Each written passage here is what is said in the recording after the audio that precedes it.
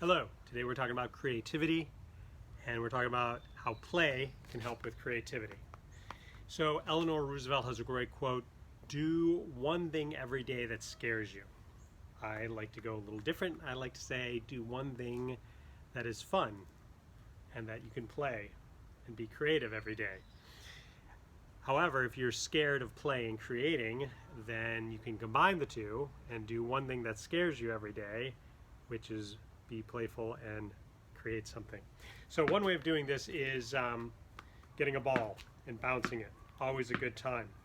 Now, what a lot of people don't know about this is creativity, play, sports, what they have the power of doing is bringing people into the now, right? Because you can't really play basketball and think about tomorrow or think about yesterday. You're right here in the now, right? And ideally when we're creating, painting, writing, and if we're doing it with going beyond thinking and being in the flow, then we're not thinking about tomorrow or yesterday, we're right here.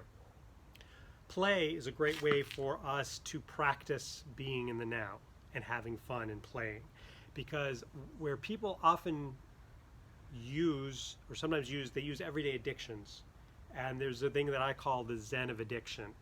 And what that means is when I watch TV, when I eat a cookie, when I do something like that, whatever your everyday addiction might be, I forget about the past, I forget about the future, and I'm like right here. The only problem with addictions, and you may have heard this from other conversations, other videos, is they spiral us downward, right? You eat too many cookies, we're not going to really live the life we want. I watch 6 hours of Netflix a day over X number of days, that's not going to create the life I want, right? However, play and creativity can bring us into the now, right? When I bounce this ball, right, or get crazy and throw it off a roof, and I wait for it, or I bounce it off, there we go, right?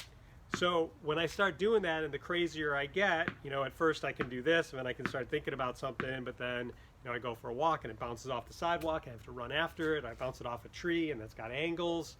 When we move into play, we get more used to the idea of doing something not with a purpose, but being in a joyful spirit, right? So let's flip this around.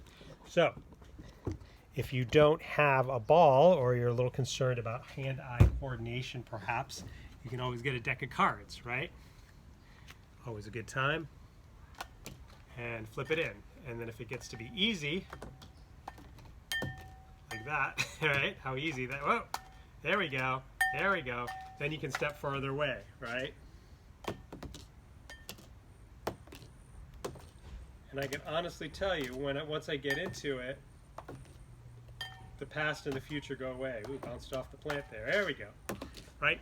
So if you got a birthday coming up, or a holiday, something else that is really, really fun that you can get for yourself, or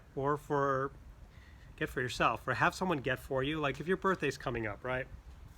A lot of times we get to this point where people aren't buying us presents anymore, right? When someone says, hey, can I get you something? Say, yeah, can you get me a yo-yo? And if you're like over the age of 12, they'll always be amused, right? Because people usually ask for a yo-yo when you're 20, 30, 40, 50, 60, 70, right? But I gotta tell you, always a good time, right? And what's really fun is when you play with a yo-yo, 1 day, 2 days, for a week, right? And then, whatever, you move on to other things in your life.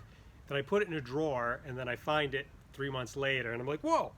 And I break it out, and as soon as I do it, even though nobody's been doing it, for the last week, but as soon as my kids see it, they're like, oh, let me do it. And then everybody plays with it, right? And then a week later, it goes back into a drawer somewhere. So if you're going to get one for someone else, get one for yourself and just have it around. It's a good time.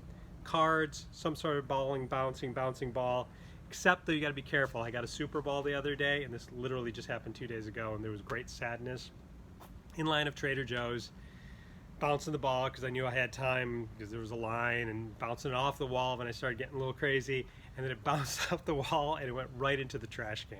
They had this outdoor trash can, and I was like, oh, I so thought about going to get it, and I didn't really even move there, so that was good, but there was a great wonderfulness and fun, and a great sadness. So be careful. you know, when you have fun and you play. And then when we play and we have fun, then we get used to that, right? A lot of us as adults don't do that very much, and we sort of forget how to do that, and maybe a little awkward, but as we're doing it more and more, then that's the idea that we can carry into our creativity, right? So then creativity, because where people often approach their creativity as a task, I should or I have to, but then as we get used to play and fun, then we can bring that more into when we're creating, we play. Like, I wonder what color would be fun to paint with today. I wonder what would be fun to write in my story. I wonder what would be silly. I wonder what would be romantic. I wonder, you know, what would be outrageous. I wonder what would be really whatever, right? And then and the more we just have fun and play in our lives, then we can bring that into our creativity. And the more we do that, more joy, and we have a good time. See you later. Have fun.